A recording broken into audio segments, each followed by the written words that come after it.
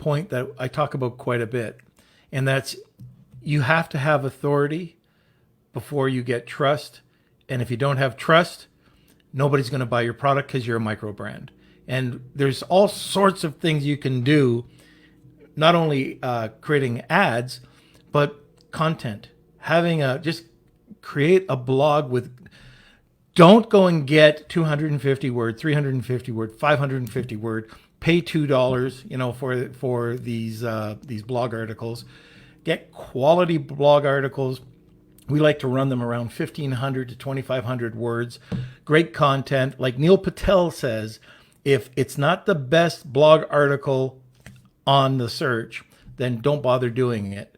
But that's one thing to get it. Then for us, we run press releases. Press releases are going out all the time for us, building up the authority so that we can not only have links back to either the Shopify store or over to the Amazon store, but by the way, so this is a whole other thing. Amazon attain. Did you see or did you hear about one of the things that they're looking at right now for weighted, like on a weighted scale? It's authority domains linking back. Mm-hmm. I've been saying this forever. Like, just get high quality domains. You can get it through a press release. Get them linking back. So, and now they're saying that this is one of the things that they're looking for.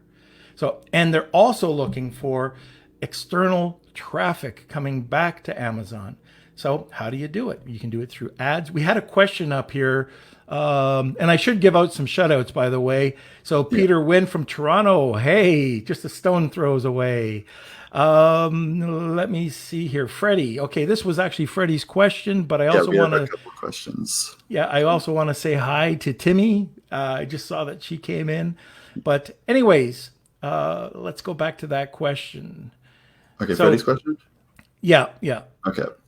All right. So his question was, do you run Google ads to Amazon or Shopify stores? Why? Both. I mean, running Google ads to an Amazon store, if you're new, in my opinion, is a bad idea. If you're running Google ads to an Amazon store as an established store with high volume, it can be a very solid strategy as long as you've got some tools or some insights from experts on the attribution side. And the reason I say it is, Norm, this is a quick, funny story.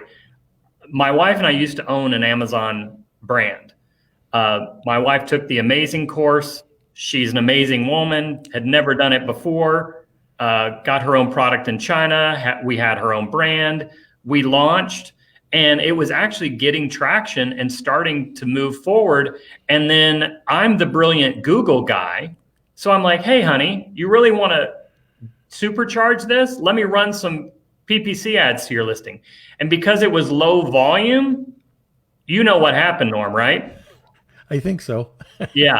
I killed it. I killed her listing because the traffic didn't convert, because there were other similar products that they wanted to shop for before purchasing with us. And I killed her algorithm, which ended up pretty much killing her business. And we ended up selling it to another guy for essentially what we put into it, including the inventory. So that's just you have to be very cautious when running ads from Google to Amazon. Running ads from Google to Shopify is like a no-brainer. So but again, doing it smart. And I would also suggest, and we can put some of these in the show notes after, Norm, but there's a course that we have that's great for newbies on just building a bottom of funnel Google Ads campaign. There's another group that we subscribe to that's got other great training in it, that if you're not interested in, and we don't sell courses. I just happen to have one on our site. Yeah. So this isn't a course pitch.